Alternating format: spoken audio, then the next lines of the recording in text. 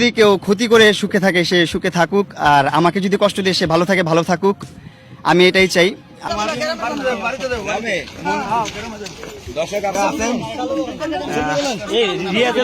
আমার লাইফের best ever feelings যেটা হচ্ছে যে আমি বলে প্রকাশ করতে পারবো না, এত ভালো লাগতেছে।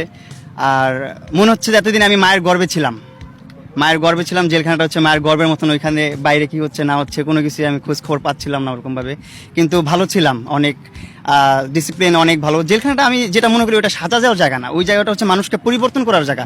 ওই জায়গাটা এত সুন্দর ডিসিপ্লিনভাবে চলাফেরা, এত সুন্দর জায়গা, একদম লাইক অনেক আমাদের বাংলাদেশ ইউনিভার্সিটি আছে, অনেক বড় বড় ইউনিভার্সিটি, ঢাকা ইউনিভার্সিটি বলতে পারেন, আপনার স্টেট ইউনিভার্সিটি, আরও বড় বড় ইউনিভার্সিটি আছে, যেসব ইউনিভার্সিটির স্টুডেন্টরা ব্যাচেলার থাকে ওই প্যাটার্নের থাকাটা, ওই প্যাটার্নের চলাফেরা, ওই প্যাটার্নের সব কিছু একটা রুলস অ্যান্ড রেজুলেশনের উপর দিয়ে চলে। তো সব কিছুই ওভারঅল ভালো ছিল, ভালো লাগছে। এই জেলখানা থেকে বের হওয়ার পর মনে হলো যে আমি মার গর্ভ থেকে বের হলাম, পৃথিবীতে আসলাম, সবকিছু নতুন লাগতেছে, সবকিছু সুন্দর লাগতেছে। এই মানে কখনো চিন্তা ভাবনা করি না এই প্রকৃতি এত সুন্দরভাবে দেখবো, মানে আমরা কখনো ফিল করি না, কিন্তু আমরা কিন্তু সবসময় প্রকৃতি দেখি। কখনো আকাশের দিকে তাকায়, আমি মাঝে মধ্যে যখন জেলে ছিলাম তখন আমি আকাশের দিকে তাকায় আকাশটাকে ফিল করতাম, এরকম ফিল কিন্তু আমি বাইরে থাকা অবস্থা কখনো করি নাই। যখন আমি অভাবটা বুঝছি তখনই আমি ফিল করছি। যাই হোক, আল্লাহ উত্তম পরিকল্পনাকারী, এটা আমি বিশ্বাস করি। উনি যা পরিকল্পনা করে রাখছে আমার জন্য সেটাই হবে আমার কপালে, আমি কাউকে দোষ দিব না। আর একটা কথা বলতে চাই, যেটা হচ্ছে যে মামলার বিষয়ে, যে এখানে কিছু ভুল আছে যেগুলো হচ্ছে একটু আমাকে কষ্ট দেওয়ার জন্য বা আমাকে খারাপ রাখার জন্য ওরা বানোয়ারভাবে বানাইছে, এটা আপনারাই জানেন, আমি এটা বলতে চাই না। সো আমি কাউকে কখনো কোনো প্রলোভন দেখাই নাই, আর আমি কাউকে কখনো প্রলোভন দেখাবো না ইনশাল্লাহ। যা হয়েছে আমার নসিবে ছিল। তো একটা জায়গা থেকে বেরিয়েছি, আমার এখন হচ্ছে যে আমার আব্বু হচ্ছে দুধ নিয়ে আসছে, আমাকে দুধ দিয়ে গোসল করাবে। আমি হচ্ছে দুধ দিয়ে গোসল করে আমি আমার নতুন জীবন শুরু করতে চাই, নতুনভাবে আমি নিজেকে গড়তে চাই। আমি আপনাদের দোয়া চাই, আপনাদের কাছ থেকে দোয়া ছাড়া আমার কিছু চাওয়ার নাই। আমি আপনাদের কাছে ধন সম্পদ কিছু চাই না, শুধু দোয়াই চাই।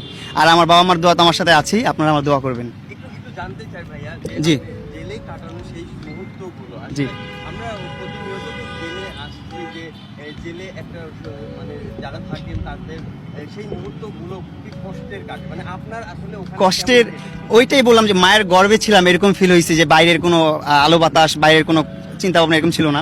কিন্তু ভিতরের যে ডিসিপ্লিনটা আপনারা বাইরে থেকে যেটা অনুভব করেন, ফিল করেন, ভিতরে কিন্তু ওইরকম না। ভিতরে কিন্তু একদম ইজি, ভিতরে সব কিছু আছে, আপনি সব কিছু করতে পারবেন, ভিতরে সব লিগেল করতে পারবেন, ইলিগেল কোনো কিছু করতে পারবেন না। আপনার ওইখানে ভালোভাবে চলতে পারবেন, ভালোভাবে থাকতে পারবেন। আপনি ওইখানে জিম আছে, শিক্ষালয় আছে, আপনার বিদ্যালয় আছে, তারপর আপনার আরও রেস্টুরেন্ট, ক্যান্টিন সব কিছু আছে, এভরিথিং ওইখানে আছে, সব কিছু পাবেন, সেলুন আছে, সব কিছু আছে, সব ধরনের সুযোগ সুবিধা ওইখানে আছে, আপনারা পাবেন। খাওয়া দাওয়ার ব্যাপার, ঈদের দিন আলহামদুলিল্লাহ আম্মা বলছিল যে আপনার মানে বাইরেও আপনি খাওয়া দাওয়া কম করেন, ওখানে যে আপনি খাওয়া দাওয়া করতে পেরেছেন কিনা, মানে এই ব্যাপারটা আসলে খাওয়া দাওয়া হচ্ছে যে একটা সরকারি খাবার, তো সবার জন্য একটা খাবার বরাদ্দ থাকে, খাবারটা অবশ্যই মানসম্মত ভালো। তো আমি একটু খাবার নিয়ে নখরা করি, এইটাই আমার দিক থেকে প্রবলেম, কিন্তু খাবার দিক থেকে কোনো প্রবলেম না। খাবার খুবই ভালো ছিল, অ্যান্ড আলহামদুলিল্লাহ ভালো আছি, আমি ভালো ছিলাম। আর এইবারের ঈদটা আমার জীবনের স্পেশাল ঈদ ছিল, কারণ এখন আমার বয়স 20 হলো, 20 আমি 2004। তো যাই হোক, এই প্রথম ঈদ যেটা আমি জেলখানায় কাটালাম, আর এত স্পেশাল ছিল যেটা আমি বলে প্রকাশ করতে পারবো না। জেলা সাহেব, তারপর সুপার সাহেব যারা ছিলেন অফিসাররা, তারা খুবই আন্তরিক মানুষ, অ্যান্ড যারা ওইখানে আইনগত মানুষ সবাই খুবই আন্তরিক মানুষ, খুবই সাপোর্ট করছে আমাকে, খুবই উৎসাহিত করছে আমাকে। অ্যান্ড ওইখানে মনোচর্চার অনেক ভাইয়েরা ছিল, রকি ভাই ছিল, ওনারা আমাকে খুব সাপোর্ট করছে। ঈদের দিনে আমি একটা ডান্স প্রোগ্রাম করছি, আপনারা হয়তো বা দেখছেন কিনা জানি না, ভাইরাল হয়েছে মনে হয়, জানি না আমি। সো ওইখানে আমি আমার অনেক ফ্যান ফলোয়ার, অনেক ভক্তবৃন্দ ছিল। আমি যখন প্রথম দিন জেলখানায় এন্ট্রি নিছি, নেওয়ার পর অনেক ভক্তবৃন্দ ভরে গেছে, অনেক মানুষ, সব মানে আমার কারাগারের সামনে মানুষ ভরে গেছে। সবাই এত জ্যাম কেন, এত মানুষ কেন? সবাই যারা না চিনে, যারা অনেক দিন যাবত, দীর্ঘদিন যাবত কারাগারে আছে, জেল খাটতেছে, তারা তো আর বাইরের ভার্চুয়াল জগৎটা জানা। যেমন আমি 20 দিন যাবত কি হয়েছে ভার্চুয়াল জগতে, বাইরে কি হইতেছে এটা আমি বলতে পারি না। মানে 20 দিন আমি মায়ের গর্ভে ছিলাম, অন্ধ ছিলাম একদম, এক কথায়। তো ওই রকমই অনেকে অনেক কিছু জানে না। তো তারা দেখে বলতেছে মামুনকে, তাদের দেখে তারাও আমার ভক্ত হয়ে গেছে, তারাও আমার ভালোবাসা শুরু করলো। প্রথম তো ভক্ত ছিল না, তো ঈদের দিন যখন পারফরমেন্স করলাম, ডান্স করলাম, আমার প্রতিভাটা আমি তুলে ধরলাম যে আমি কিছু পারি, দেখাইলাম, তখন যারা আমাকে না চিনতো, শুধু নাম জানতো, তারাও এখন আমার ফ্যান ওইখানে, তারাও আমাকে ভালোবাসে। অ্যান্ড সবাই আমাকে অনেক আদরে রাখছে, আমি অনেক ভালো ছিলাম। অ্যান্ড জেলখানা আমি মনে করি শাস্তির জায়গা না, এটা একটা পরিবর্তনের জায়গা। ওইখানে যে আপনারা পরিবর্তন হতে পারবেন, নিজেকে শুধরাতে পারবেন, এটা একটা জায়গা। যাই হোক, সেই পরিবর্তন মানে এখন কতটুকু কাজে লাগে? ইনশাল্লাহ আমি চেষ্টা করব। আমি ছোট মানুষ, আমি আমার বয়স 13 থেকে আমার সংসারটা চালাই। আমি, আমার বাবা, আমার মা সবাই আছে, ওনারা ওনাদেরকে আমি ইচ্ছা করে আমি ব্যবসা করতে দিই না। আমার বাবা কিন্তু ব্যবসার প্রতি অনেক মানে ফ্যাসিনেশন, ওনার ব্যবসা করতেই মন চায়, টাকা লস হোক যাই হোক, উনি মাগনা যে মাল দিয়ে আসে তারপরও ব্যবসা করতে চায়, তারপর আমি দেই না, কারণ হচ্ছে ওনাদের অনেক বয়স হয়েছে। তা আমি চিন্তা করছি আমার ফ্যামিলি আমি চালাবো। আমি বয়স 13 থেকে আমি আমার সংসারটা চালাই, আজকে 7 বছর আমি সংসারটা আমি রান করতেছি। আমার বাবা মা ভাই বোন ভাবি বাস্তি এরা আছে, এদেরকে নিয়ে আমি চলতেছি। আমি চাই আমার জীবনটা নিয়ে আমি এভাবেই চলতেই, এইভাবেই লাইফটা পার করে দিতে চাই আমার বাবা মার মুখে হাসি রেখে।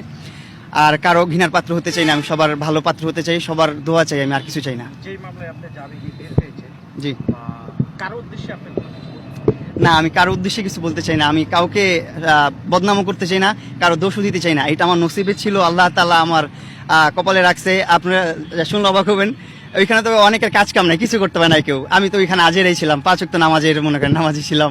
ঠিক আছে, এইটা আমি চেষ্টা করবো চালায় যাওয়ার জন্য। যখন আমি আল্লাহর উপর ভরসা রাখি, আর কিছু না, উনি যা করবে ভালো করবে আমার জন্য, এটাই আমার আশা। জি জি মা বাবাকে ছাড়া জীবনের প্রথম ঈদ করলো জেলখানায়। মা বাবাকে নিয়ে তো জন্মের পর সব ঈদগুলোই করছি, এটাই বললাম। মা বাবাকে নিয়ে জন্মের পর সবগুলো ঈদ করছি, কিন্তু এইটা একটু ডিফারেন্ট ছিল। এটা একটু জেলখানার যে বন্দি মানুষগুলো আছে তাদেরকে নিয়ে করছি। তারা যারা এমন এমন মানুষ আছে যারা হচ্ছে আমাকে 17 সালে ফলো করতো, তারা তারপর থেকে জেলখানায়, তারপর থেকে আমাকে দেখে নাই, প্রথমবার জেলখানায় দেখলো এতদিন পর। তাদেরকে নিয়ে উৎসব করছি, ঈদ করছি, ভালো লাগছে, খারাপ লাগে নাই অতটা। উৎসবের মধ্যে বাবা মার কথা বাবা মাকে তো অবশ্যই মিস করছি, তাদের জন্য চোখের অশ্রু মনের অজান্তেই চলে আসছে চোখ দিয়ে। এগুলো আর বলে প্রকাশ করার তো কিছু নাই। মা বাবার জন্য সবসময় একটা সফট কর্নার মনের অন্তরস্থলে থাকে, মা বাবাকে ভালোবাসি। আচ্ছা, আমরা শেষ করব।